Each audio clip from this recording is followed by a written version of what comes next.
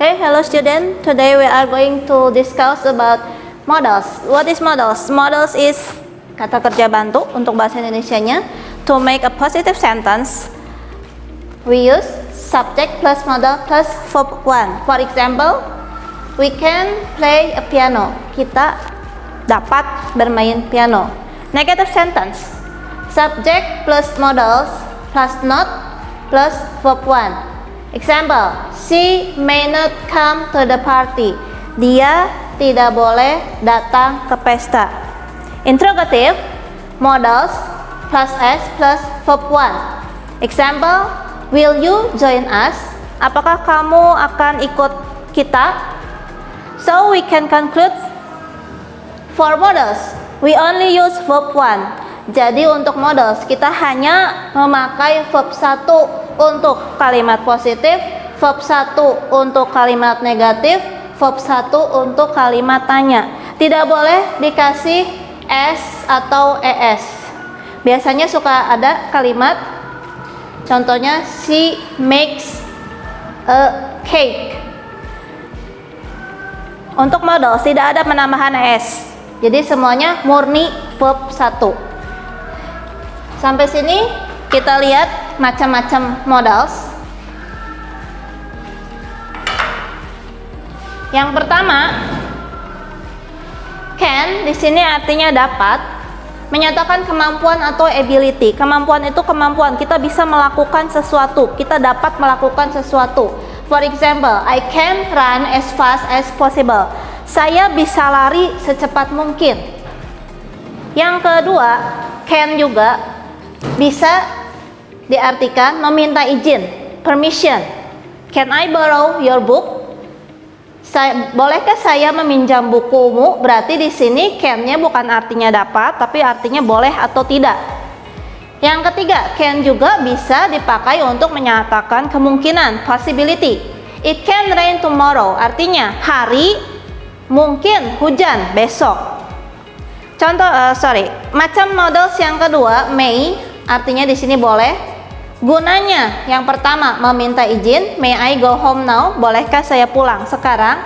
Yang kedua menyatakan kemungkinan, she may come late. Dia mungkin datang terlambat. Jadi di sini may artinya mungkin, bukan boleh. Bagaimana kalau nanti di latihan diminta memilih modals, pakai can ada, pakai may ada, tetapi bisa dua-duanya arti meminta izin. Tolong nanti dibaca petunjuknya untuk latihan atau ulangan. Kalau di situ ada can berarti kamu bisa pakai can, tapi kalau tidak ada can berarti tidak boleh pakai can. Lanjut, yang ketiga kita lihat should atau had better atau ought to, ini sama aja semua, artinya seharusnya. Di sini digunakan untuk menyatakan nasihat atau saran atau pendapat. For example, you should take a rest if you feel exhausted. Kamu sebaiknya atau seharusnya istirahat jika kamu merasa lelah.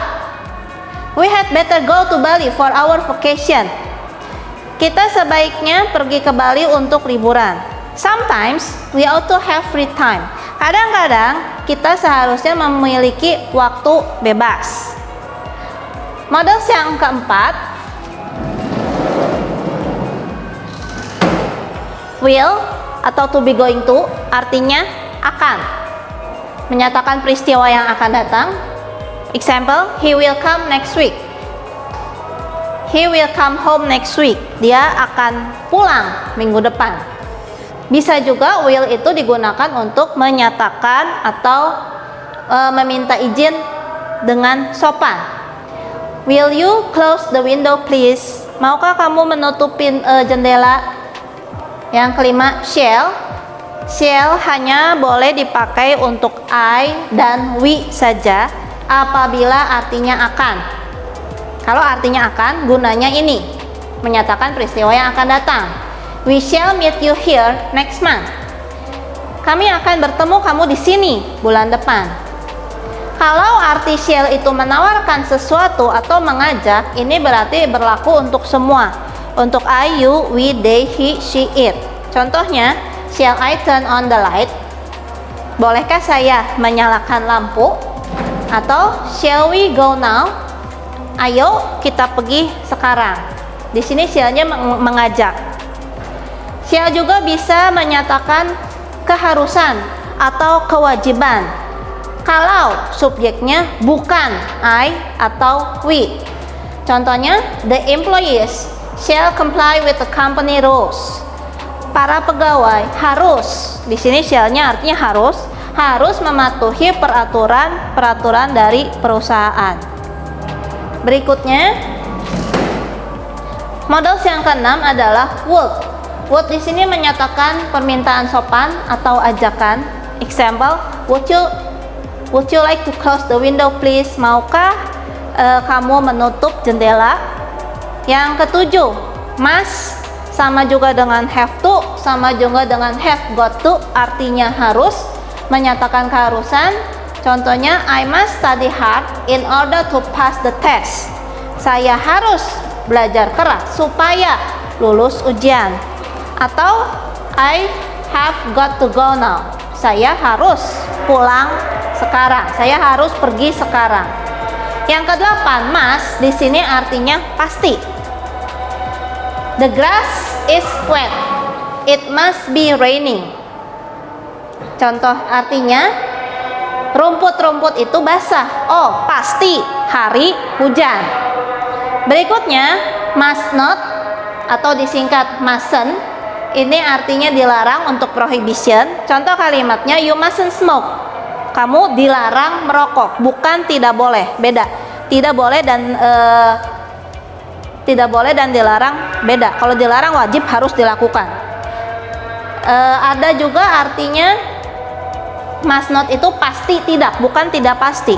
Pasti tidak. Contoh kalimatnya, he ate everything on his plate except the pickles. He must not like the pickles. Dia makan semuanya yang ada di piring kecuali acar. Dia pasti tidak menyukai acar. Di sini must not-nya artinya pasti tidak. Terakhir yang ke-10 dari models itu kita pakai don't have to. Di sini artinya tidak harus atau tidak perlu. Contoh kalimatnya, we don't have to work until night. We can finish it tomorrow. Kita tidak perlu atau tidak harus bekerja sampai larut malam. Kita bisa menyelesaikannya besok. Demikian penjelasan untuk models. Thank you.